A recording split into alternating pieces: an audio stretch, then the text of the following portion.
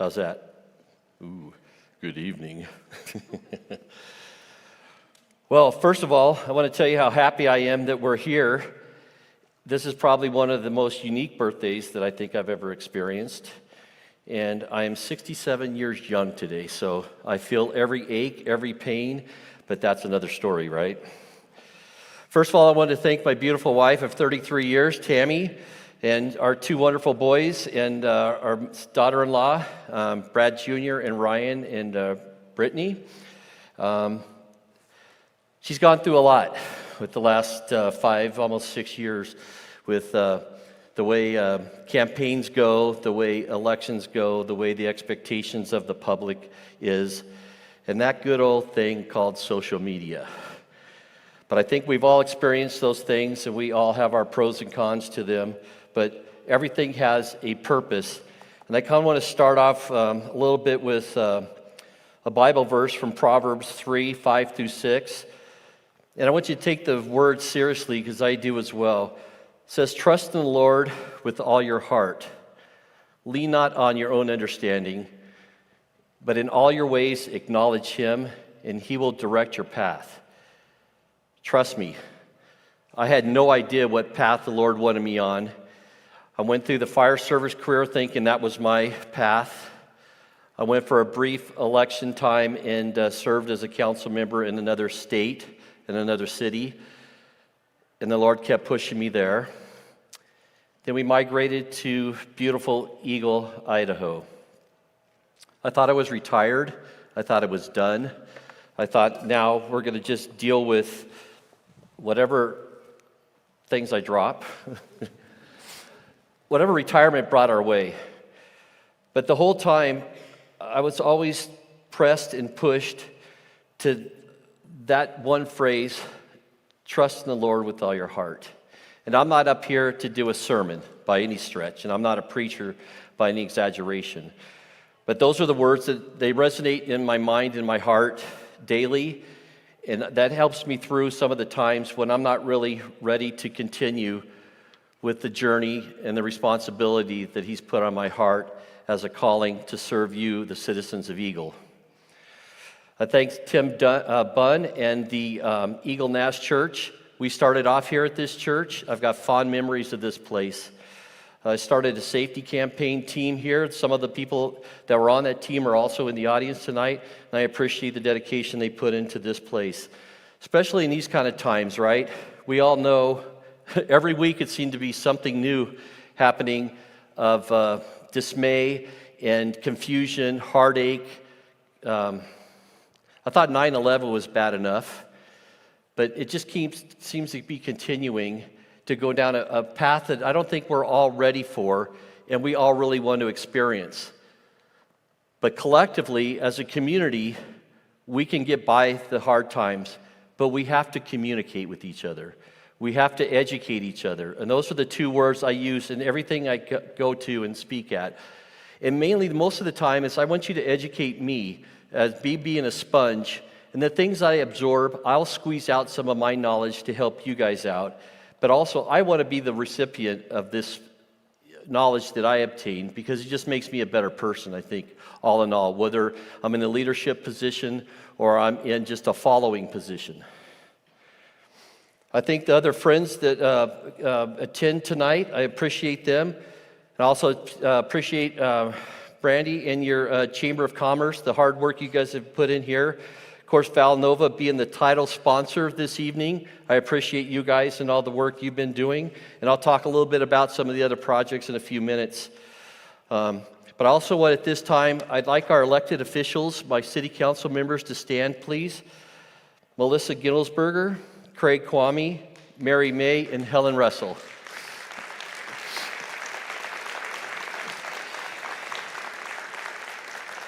Mary May serves as our council president this year, and Craig Kwame serves as our pro tem. And I'd like to give a special acknowledgement and thank you. If Helen and Melissa, will you stand one more time, please? These two women are coming to the end of their term, and I just wanted to express my sincere congratulations for 4 years serving the community with all your heart. And I thanks for the opportunity for our lively discussions at times. But that's all part of what democracy is all about, and this America project that we are all part of, and this great experiment they call it. But I appreciate the service time you guys put into it, and we'll be enjoying that in a couple of months with some other awards for you. But I just want to acknowledge you guys tonight and thank you for the service you did.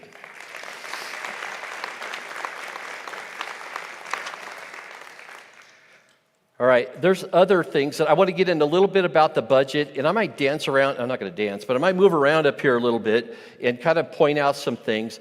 But 11% of your property taxes come back to the city of Eagle.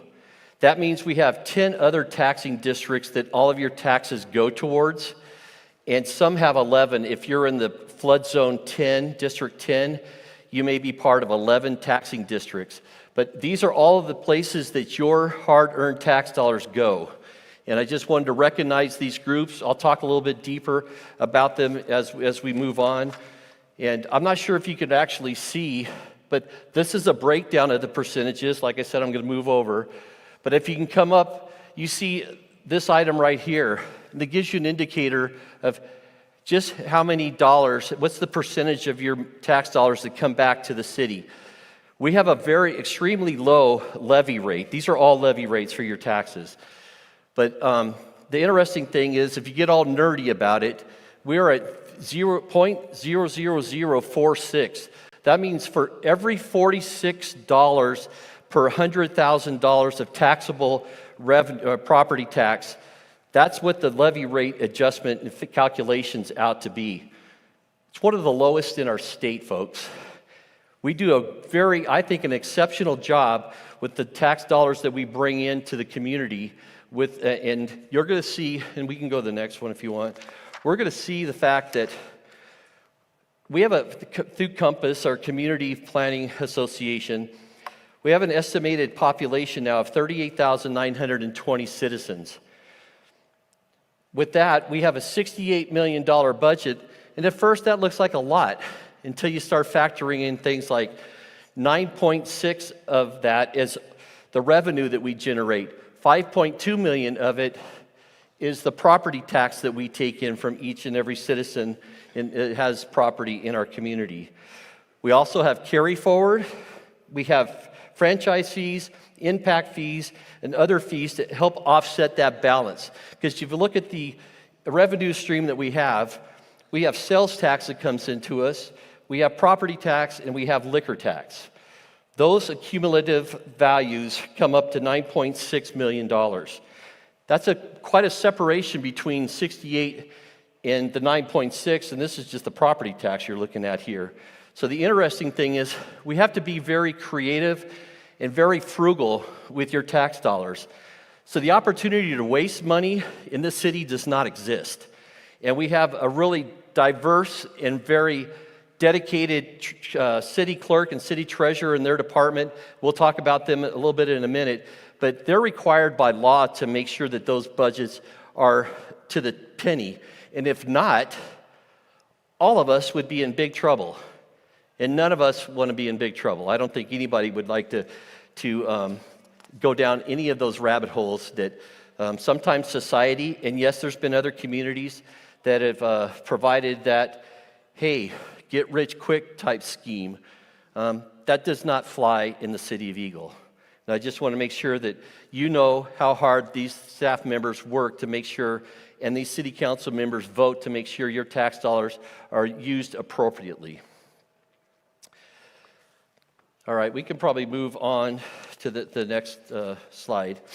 And I did want to emphasize this year about projects. I'm going to talk about staff. We talked a little bit about the budget. But also, these things in committees and commissions, all of these groups together create what I emphasize every time I talk to the staff, is the team concept. I've been a captain, I've been a mayor, I've been other things of leadership directives.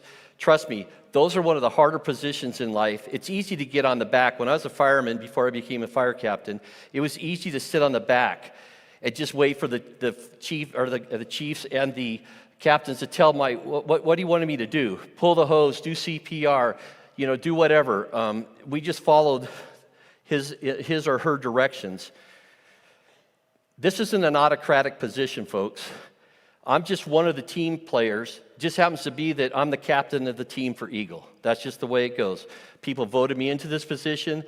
I honorably and humbly serve you to that capacity because I take this job as a calling and I take it very seriously. So we have 12 projects basically that we've completed this last year, or year and a half if you look at it. And go through these. Of course, Jared did a great job of flying over. I thought that Steve Miller song was very appropriate for Eagle, in incorporating that fly like an eagle thing. But I want you to talk about the library, the completion project. And here's one of the things I know that our staff is working hard to maintain your tax dollars. When we look at the library concrete project, we brought it to the city council and identified that as a safety trip hazard in the summer of 2024. The city initiated funds for a project that was up to $217,000. Our public works department said, wait a minute. We have talented and skilled employees here. I think we can do this in-house in a cheaper. We said, okay, that's awesome. Well, what do you got? So they fixed the concrete problem, and they're going to continue. Maybe next year we'll have an enhanced project around the library. They did it, folks, for $3,400. That's saving your taxpayers quite a bit, and we can utilize those funds in much more needed areas. So that was basically a cost savings of $213,000. I think they deserve a hand on that stuff right there alone. And I'm going to give you some more insights and some more good news in those realms as we progress here. Next is the irrigation pump. How many people know where Pamela Baker Park is to the south here? Okay, they have irrigation ponds around, and we've acquired the park there, and it's going to go kind of towards 44, if you will.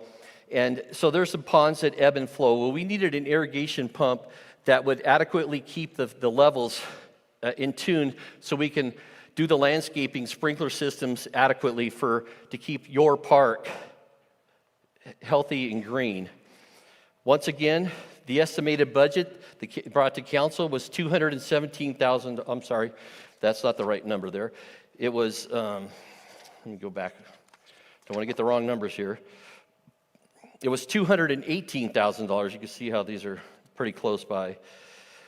Once again, the staff said, we've got some talented people here working for us. I think we can do better than that. We said, okay, what do you got? They said, I think we can come out and do some excavation work and save some tax dollars for the community. I said, okay, well, let's go ahead and do it. And the council said, yeah, let's just save those dollars, correct? They did that project for $14,200, saving your tax dollars $204,700 for a pump. I think that's just extraordinary. I would challenge any other cities to kind of most of the time, follow the order and just move forward. These guys know we're part of a team, so they're very comfortable coming to me and saying, I think we can do better. I think there's some other options we have that we can make a better community at a less cost to our taxpayers. And I say, I just applaud them for that. Now, we're going to continue on that trend, though, with our clerk's office remodel and the City Hall office furniture. This City Hall expansion was done a few years back and wasn't quite completed yet. So we needed to change the clerk's office out because, as you can see, when we have more population coming in the community, we need more staff, and we're not overstaffed by any stretch. We're kind of right on that good sweet spot for now, but I think we're going to need more staffing as time goes. But as you can see, the camera moves around. This is where the city clerk and her staff is, the city treasurer and her staff is, and way at the end there, if we turn the corner, I have an itty-bitty office on the left-hand side near the exit sign. In my mind, the mayor doesn't need a big Taj Mahal office. He just needs a place to get his computer set up and get his books out. I'm big on binders. I don't know about you guys, but notepads and binders are what I use. And if it wasn't for that, I've got IT in my office quite a bit asking, hey, can you guys help me out with this? I mean, I need some assistance here. But here's the deal. The city council said, we're going to budget $425,000 for this upgrade in this project. Well, knowing the magic that our Public Works came through again and said, we're going to go out and get a lower bid and try to get a better deal for you. So basically, the whole project there was $388,658. That saved you, again, the taxpayers, $36,348. So you can see that the amount of savings is clicking upward, not depreciating and having more and asking for handouts more and more as time goes. So I think those are just admirable moves by our staff and working as a team together, and collectively we're making great strides, especially to save you, the citizens of Eagle, your tax dollars. So I applaud them once again on that. Next, we're going to move to the Jackson House roof and chimney.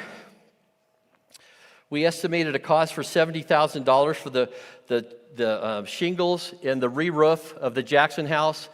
And that chimney was about to fall over. Of course, it could have collapsed into the house itself, or it could have caused some physical harm and is a safety concern. So we had some bracing put in there. So here's the good news. The Jackson House is not going anywhere. That thing is sitting exactly where it's at now. And a couple of years ago, we did purchase the city, for $2 million for the 1.7 acres, I think, of property we have out there. And the interesting thing is, you'll see in a minute, one of our future projects, I wanted to make sure that my vote was to make sure we got a road through the back part of it. So we had total control of what was happening with the traffic models and the fluidity to get you guys around the downtown area. And so we also put together an adaptive reuse study, because we put a team together of citizens and stakeholders and said, okay, what do you want to see done with the Jackson House and the property? So they collectively brought together options, and we presented it to a open house at our community hall about a month or so ago, I think. And we had 587 people come to us and say, these are our thoughts, our ideas, and this is what we'd like to see. So the city council and myself were collaboratively put these together. We're going to come up with a decision here soon as to what is actually going to happen at the Jackson House. Is it going to be enhanced? And if we did an event center, just to kind of give you a heads up on that, we have to be ADA compliant with all the business, the buildings and everything throughout the city. If you had the opportunity to be in the Jackson House, it's an older house, but it would be a cost prohibitive, I think, direction to change the structure of that interior for ADA compliance. But that's what things we would have to do. So that's one of the things that the council, we're going to have to make a decision on, what we want to do in the near future. So that's going to come to the city council in one of our special meetings up soon, and we'll discuss that, and we'll see what happens. And that adaptive reuse study, by the way, was $25,000. We had a very professional company come in and assist us in moving forward with that. Next, we're going to talk about the Shooting Sports Park. Interesting topic. It is in litigation right now, so I'm not going to get too deep into the discussions. But basically, the city council said we're going to budget $500,000 for the archery and 3D archery range. There's a static range out there, which you can see this is the static range portion. One of the problems here is we had to put up a sign, no discharging of firearms at the archery range. Any idea what was happening to the targets with guns? Your tax dollars were being destroyed by people doing things they're not supposed to do on a park that is strategically set up solely for the purpose of archers and people recreating with archery with these targets. Now, you've also heard there's a 3D range. We do have up in the other portion of this area a 3D range. Well, I had to shut it down because of safety concerns. We actually had people crossfiring across the valley at each other, And that's enough said on that one, I think, for the purpose of shutting that down. Anyhow, the budget was $500,000. We did exceed it by $37,000. And like I said, we're in litigation with the difference of the opinion of the people that were working on the project, so we won't go any further into the details in that. But I am going to ask you, if you do go up there, the static range is open for your enjoyment to shoot the targets, and the 3D range is not. But I'm going to ask you, please, again, do not take a firearm up there and shoot the archery targets. That's not what they're designed for. They've been ruined. We've had to replace them. Even the 3D targets, we've had to replace a few because people damaged the 3D targets. Things happen, folks. We don't live, in Oz. We don't have everybody doing the same thing that we would probably want to do as a community. But I just want to not try to get on the soapbox too much, but you know where I'm going with that. All right, let's get out to the bike park. This is really cool, I think. Our bike park was at the end of Floating Feather and Horseshoe Bend Road. And if you're familiar with the bike park, we have one of our own staff members, Rob Holman. I don't know if Rob's in here tonight, but anyhow, he designed this thing.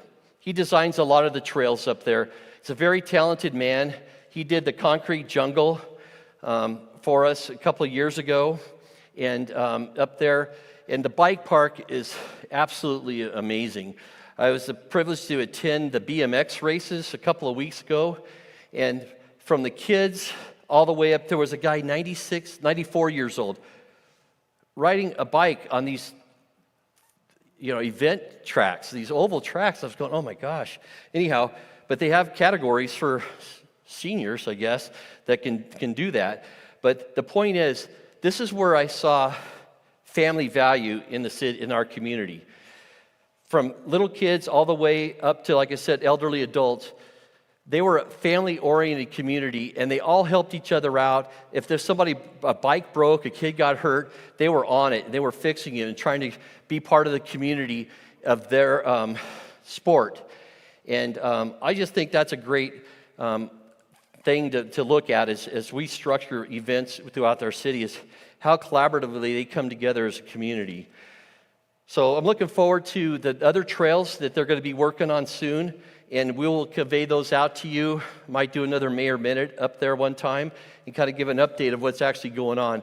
But this roly-poly trail, it was completed in May of 25, and it's pretty good. I appreciate the hard work that they've done. All right. There's a lot of stuff here, so I'll try to go through as quickly as I can, but I want to make sure I'm giving you the substance and enough information on each topic to have a good feeling about what's happening within your community. Okay, we got the Senior Center program. We have new programming that's going on. We have a coordinator for the Senior Center, Sean Tamburino.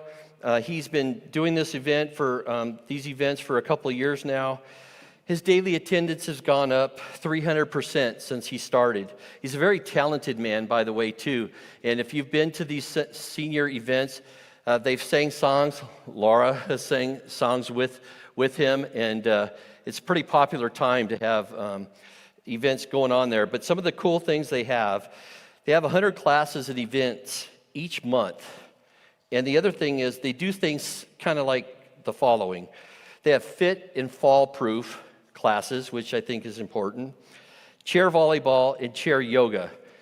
I'm going to have to get over there and experience that and see what that's like, but I've never experienced it. But the thing is, people come back and say that they're having a great time there. And who am I going to say to the contrary of that, right? But anyhow, he's also putting out a Facebook and newsletter monthly to keep everybody informed and to be able to get in there and experience some of the activities that they provided for our seniors. Next, we're going to get into, there's nine projects that are in progress right now. And this time next year, we'll talk about some of the completions again. We have Friendship Park Playground replacement, and the Parks, Pathways, and Recreation Commission approved this and went to City Council of April of 2025. The equipment's been ordered. It's almost here. It's going to be installed. But that cost the community $168,000. So you see, when things are put in, they're not really cheap by any stretch of the imagination. But The thing is, we do have city staff that's doing the installation on them, and we have stuff that's going to enhance the safety for the kids. It's very important. When we were all kids, I think a good number of us had blacktop, asphalt, monkey bars that if we fell, we just fell, I guess, and that was kind of how it went. And now we are enhancing their safety by with the new equipment by bonded rubber mulch for the safety surfacing, concrete walk pathways, and safety guardrails for the kids to enjoy their events out there when they participate at the park. Next, we're going to move on to Heritage Park, and this is another one of those cost-saving factors. Originally, Heritage Park renovation project plans were approved last year, but the city council and we came together and we made a renovation decrease in the modifications to the park. Basically, it started off as a $3 million complete renovation project, and as time went on, we thought there was opportunities and availability to maybe reduce and make the park just as enhancing and enticing, but maybe at a lower cost. So we modified the plans to reduce the scope to targeting tree removal, construction of a new restroom and concession stand. I think you can see that on the right part of the screen right there, what's going on. If you haven't been by it, I'm sure most of you have seen it driving by. We have underground utilities, irrigation installation. The rest of the park is going to maintain, except the sign in the gazebo is absolutely staying. But that was one of the things is people saying, are you going to tear down the gazebo? Well, it's just kind of like the Jackson House. These are marquees to our community, and we want to make sure we're enhancing for longevity purposes the ability of the park to sustain activities in the future coming up. So it went from a $3 million project down to a $566,000 project, which saved your tax dollars again $2.4 million. And I think that's significant, especially when we don't know in the times when the economy changes and stuff. We want to make sure we have good reserves in place to make sure we're meeting the requirements to provide services for you in the near future here. All right, it's not last, but the biggest new project that you've seen for the last 2 years is our downtown area, ACHD, which I believe they're here tonight and will be providing some information if you want afterwards in the lobby. But the ACHD Downtown Mobility Project was a 2-year project that started 2 years ago. 2023 is when the construction began. Phase 1 was completed in December of 2024, and Phase 2 is going to be completed by the end of this year, 2025. The only caveat that I've put out to people is, yes, their tentative date is November to complete this project. But we all know if you've had any remodels or any kind of construction going on, there's always an opportunity for a change order or a weather-related issue that backs everything up. Phase 1 had that issue with the intersection of Plaza and Eagle Road. Back in the day, I don't know if their maps were consistent and up to date as they are today, but they found a lot of unique items and things they didn't even know when they started tearing up Eagle Road near Plaza. And that's what had some of the delays.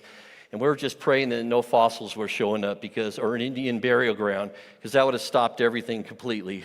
But luckily, that did not happen. So the good news is that the city and our urban renewal agency for Eagle has both contributed $1.03 million together for obviously $2.6 million in this $9.6 million project. When I say the lights at the end of the tunnel, folks, this is a very bright light and the tunnel is very short now. And I could say, I appreciate the fact that the businesses have suffered downtown more than I think they even would understand. Nobody knows anything, how to experience something until you experience it, right? And so the good news is this has been 2 years of projects coming to fruition at the end of this year, and council has already brought up, they made a motion that all historical events will be brought back to the Heritage Park area starting next year. Some people would like to see the Country Christmas come up this year. Here's the deal. Our rec department, they put together these events, and it takes them 6, 8, 9 months to put these together. You can't just pick the project up and sit it down in a new location. So that's why everybody's known for 2 years that the projects would not have any, that would take 2 years, and the events would not be able to come back to downtown. But we're almost there, and I'm as happy as anybody because I get a lot of information, a lot of emails, a lot of phone calls about when is this going to be done. I want to emphasize we did partner with ACHD, but this was their project. It's been in the works for 10 years, and we just happen to be the recipients of the construction phase of this over the last 2 years. All right. A lot of people said, hey guys, there's no parks on the west side of town. Well, we got some good news for you right now. As Rob alluded to earlier, the regional athletic park is on the west side on Highway 16. But this is one of our newest community parks, Terraview Park, which is off Beacon Light in Highway 16, just east of Highway 16. And it's a $5 million project that are the impact fees there's impact fees that get collected every time we buy a house, different agencies and groups. But the park impact fees will be coming back to pay for this part of it with just over $2 million of impact fees. So with that $5 million project, you can see that there are going to be, future residents paying for future needs and progress. So I'm really happy with the results that thing's turning out. If you haven't been by it, the conceptual plan is right there. And you've seen the construction phase going on with our intro flyover and also some of these pictures right here. So we're estimating the completion date for that to be in the spring of 2026. All right. Like I said, as Rob alluded to this earlier, I'll give you a little descriptive if you don't know the orientation to this. But this is Highway 16 here, going north towards Emmett. This is Pollard Road, the entrance here into the park. As you can see, you'll come around to a roundabout. You kind of saw that in the flyover. And part of the driveway and parking will come around this first 4 ball fields here, but it'll dip down. And this is phase 2 and phase 3 project parts, but it'll dip down and kind of meet kind of somewhere in here to the roundabout, and you'll go back out again. Idaho Transportation Department, or ITD, is working with us in collaboration to get deceleration and acceleration lanes off of Highway 16. And then in the future, they'll have to move north. We won't have any left turn out because we don't want people getting broadsided. And there's another project in the future that I'll talk about next year with a similar situation. But the good news is we have funding that's starting. We're working hard to get sponsorships and donations. The city's roughly already put $9.07 million into the project. We got that $8 million. We're going to be up to $17 million pretty quickly here. It's a $22 to $27 million project when all's said and done. A big, big park. 90 acres. We'll have connectivity, though, for just about any event you want to do. Soccer, baseball, softball, field hockey, rugby, anything in that nature. And in the future, if there's funding and there's enough room, people have even asked, hey, do you think you might put a community pool in? We'll see. Don't quote me on that one, but we'll see if time goes on.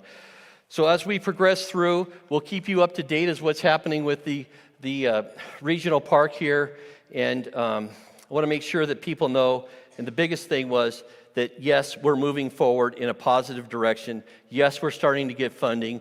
Yes, people are working hard to make this come to fruition. All right, let's talk a little bit about another upcoming project or two. Here's the old Park Place Road we spoke about. So you see State Street up to the top of the screen here. And this is Eagle Road at Plaza. McDonald's is over here. So this old Park Place will come, just as the arrow indicates, around Rembrandt's and around some of the other parts that the city owns now. And there's a couple of houses here that will be remaining there, to my knowledge. But you can see how this will help with the flow of traffic to, north and south coming off of Eagle Road. And there's a couple of questions about turn lanes and Eagle and State and intersection. We'll work through that with ACHD. It's already set, but don't want to get too deep in the details because it can become confusing unless you see the maps and understand what's going on. But this is a roughly estimated at $1.8 million. And again, Urban Renewal Agency and the city have collaborated efforts to split that cost. So we're diligently moving forward with that project, and I'm looking forward to the completion of that. We'll see what happens after the purchase of all the land has been acquired and we go forward. Okay, here's a future project, a road project. It's going to be just as challenging as anywhere else, I think, in the community, and that's Linder Road between Floating Feather and Highway 44. And as you can see, this is I think it's going to be one of the first roundabouts that ACHD has put in the city of Eagle. And if I'm off on that, I apologize, but I'm trying to think of any other roundabouts of that significant size.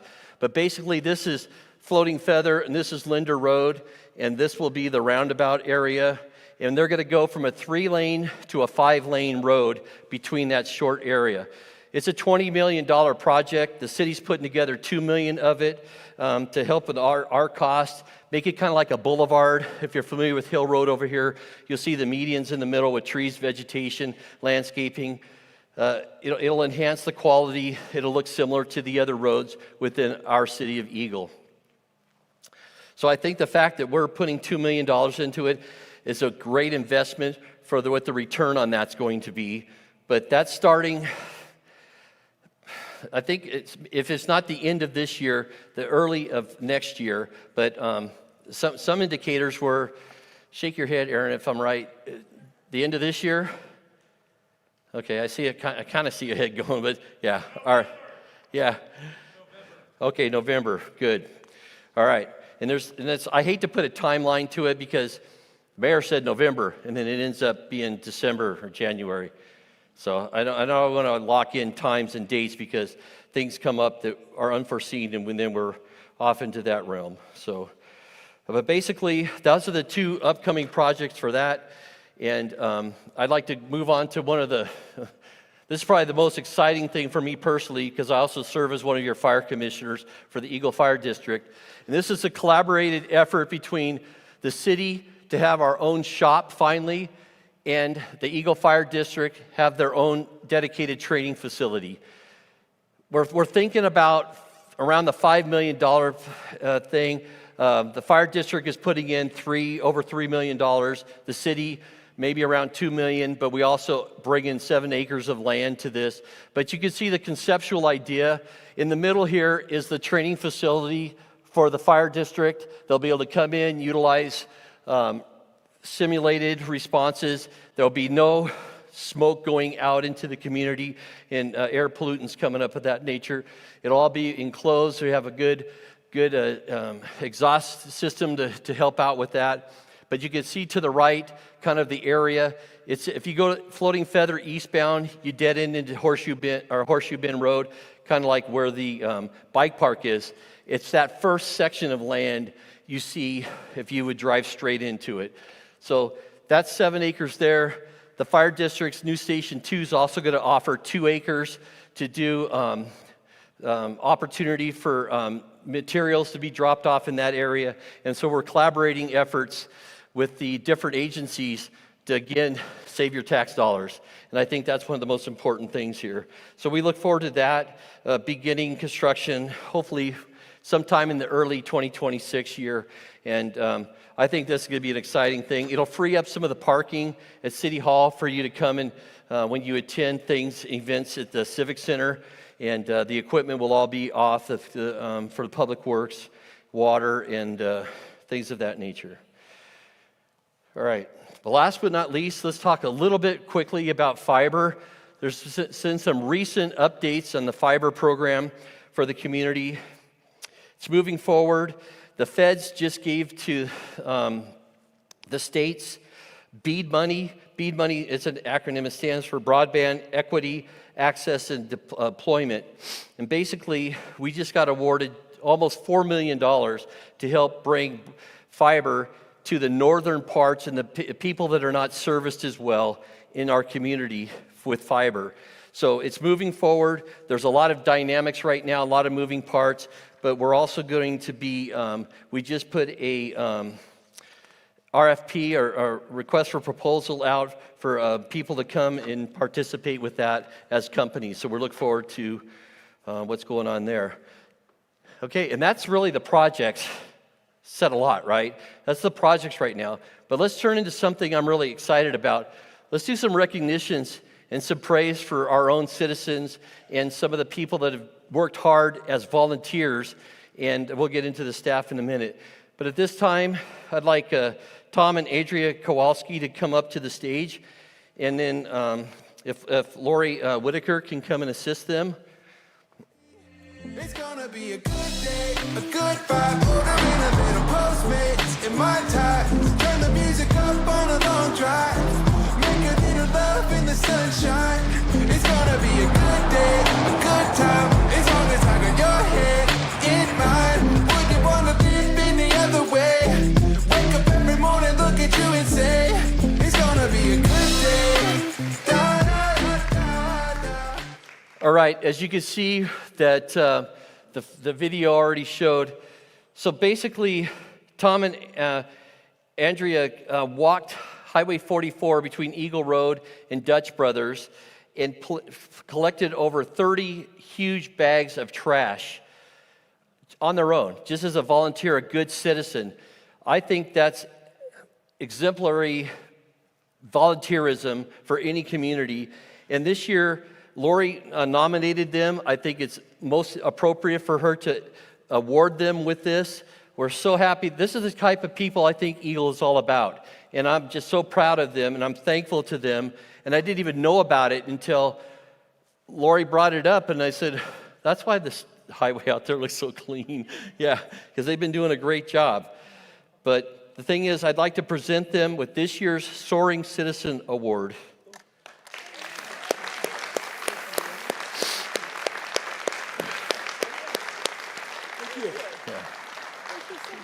Good job. Appreciate you guys.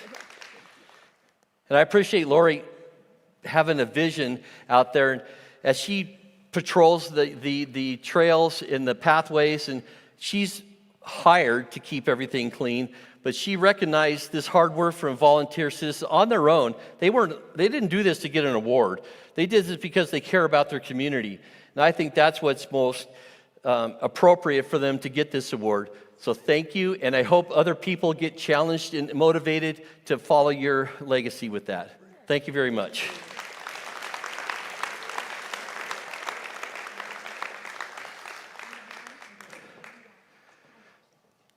See, I tell you, that's the kind of stuff that I like talking about more than the stats and stuff. But here's the deal. City boards and commissions, these volunteers are part of the team of the City of Eagle. We can't do all of this without their help and support. So these are all of the committees that people take time out. They don't get paid for it. They take time out of their own schedules, and they participate to make their community better. So you take a quick peek at the different boards and commissions, and there's over 47 of them that currently serve you as the community of Eagle. And they range from a 2 to 5 year term. Some have been reappointed because they have a continued desire to participate in the betterment and the beauty of their community. And I want to thank each and every one of them, because without them, our city would not be what it is today.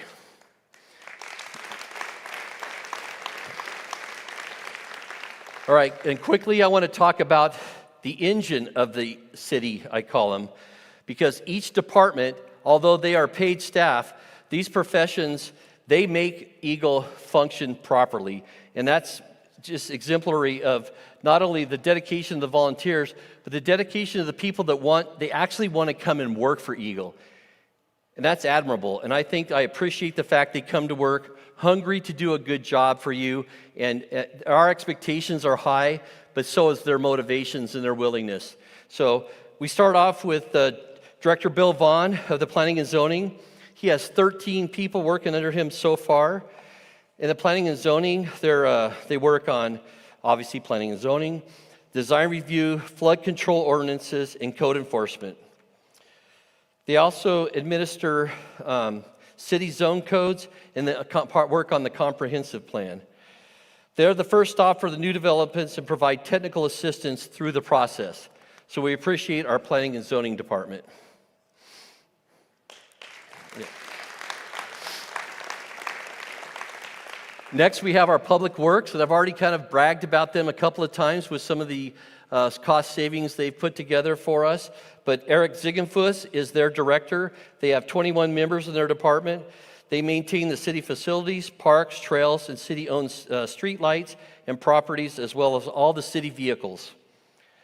They're the team that keeps the lawns mowed, the lights on, bathrooms clean and well-stocked. And they keep everything working effectively, and I appreciate them. Next, we have our building department, directed by Steve Nash. They have 7 members in their department, and the building department protects the lives and safety of residents and visitors in Eagle by upholding the following: the building codes, the plumbing codes, the mechanical and electrical codes. And that's where they help prevent fires. Even though we have our heroes here tonight with the fire district, they are the ones that make sure they work together tandemly to make sure your buildings stay safe and they're built correctly.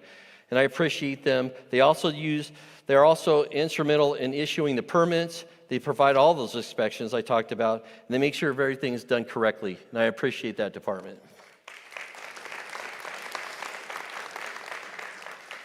Now, one of the more fun departments is our museum.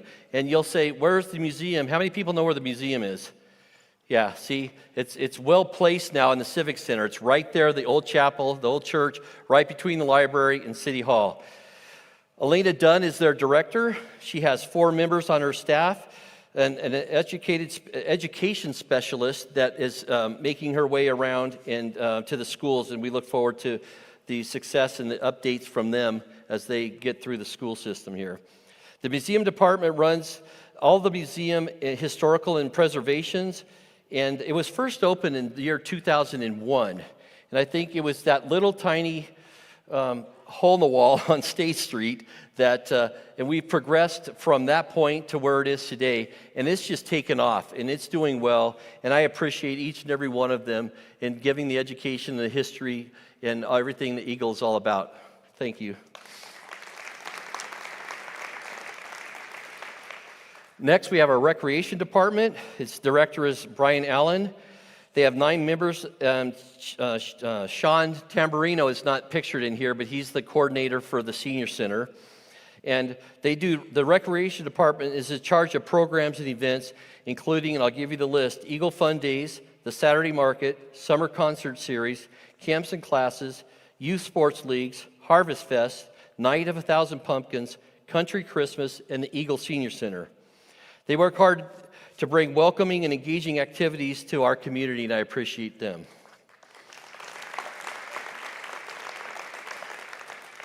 Next is our water department. Its superintendent is Ken Acuff, and he has 5 members. And the water department is the only utility provided by the City of Eagle, serving approximately 3,300 homes. The other is a private entity that serves the rest of the water within our city. This department is the only enterprise account for the city. That means that all of their funds have to stay within their line item, and you can't cherry pick or take money out of there, and you can't go back and forth through it. Every dollar comes in with all their fees has to be maintained in the water district and the service, and I appreciate them and their department. Next is our IT department. Its director is Devontae Goodman. They have 6 members. You've seen a couple of them tonight. They install and maintain all of our computer network systems for the city, and they maintain the security of our computer system, which these days, wow, let me tell you, they work tirelessly to make sure that our system is not corrupted. And we've had a couple of people trying to infiltrate things, but they're on top of it, and their professionalism shows each and every time they thwart that violent act trying to sabotage our community. I think they also include the GIS and the Laserfish specialist, and they do all of the, make sure that all of the displays tonight were done correctly, and they also helped pilot the drone system. So I appreciate their hard work and all the technical stuff that they provide for the city.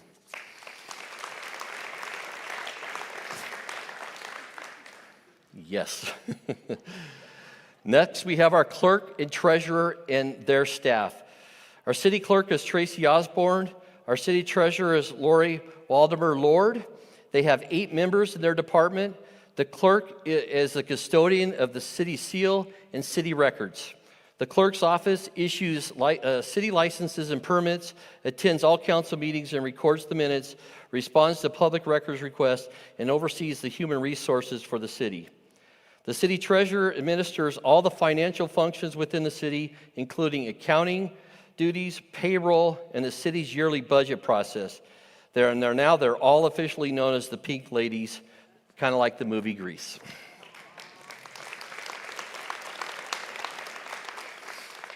Next, we have our library. It's directed by Steve Bumgardner. They have over 20 members. Not all are pictured in this photo.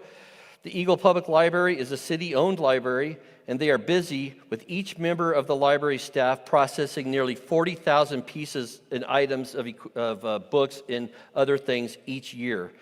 The library offers free classes and activities each week, and they'll be having many things looking forward to them in the coming years. They're also out at all of our events, our Saturday market. They always have tables out there for the kids, and they also have events out there on the grass in front of the library for the kids.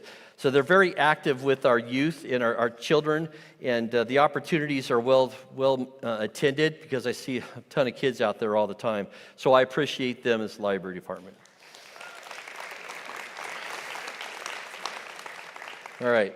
Last but not least is the executive department. It includes myself and Nicole Baird Spencer and Laura Williams. Nicole is the director of long-range planning and oversees projects of the capital plan, maintenance, and impact fees. And Laura is our, as you heard earlier, is our public information officer, and she's our main contact for economic development. And I appreciate both of them.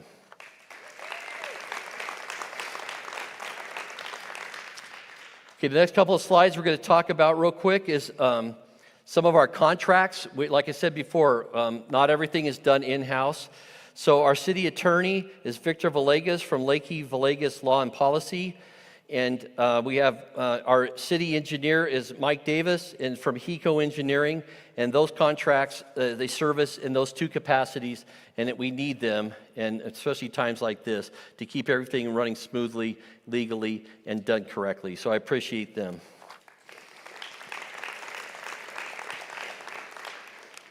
All right. Now, we also contract with Ada County Sheriff's Department, if you didn't already know that, for our police services. Chief Travis Ruby and his staff of 34, not all sworn officers, but the complete staff, they service 64 square miles. That's the city limits that we have right now within our community. And they also help in responding to other jurisdictions and stuff. For the most part, they're responsible for the 64 square miles. And they're in a contract with us. We appreciate Sheriff Matt Clifford and Chief Travis Ruby. I think if they're both ones here for sure tonight. So I want to make sure that we acknowledge them and all the hard work in keeping our community safe.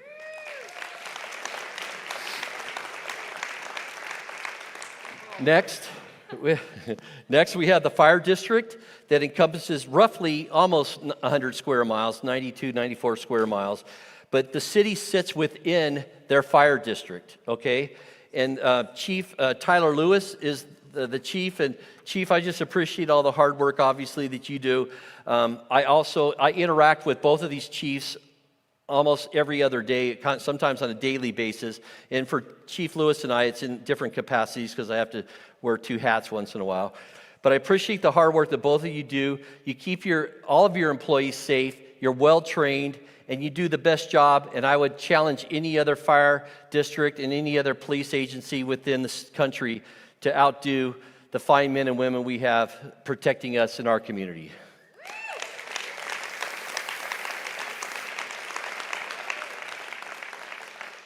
All right, we had 2 co-hosts tonight. You've seen them both so far.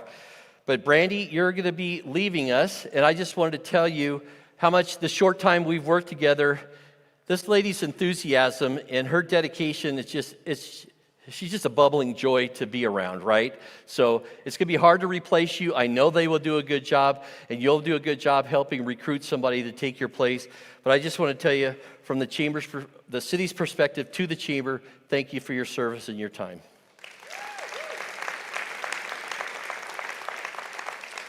All right, and as you heard from Rob earlier, they are our title sponsor. And I'd like to appreciate and take time to thank Valnova and also Clyde Capital Group for their support. And I think this is the second year you've been a title sponsor. So you're dedicated to the community. You're part of us now. Welcome. Good job.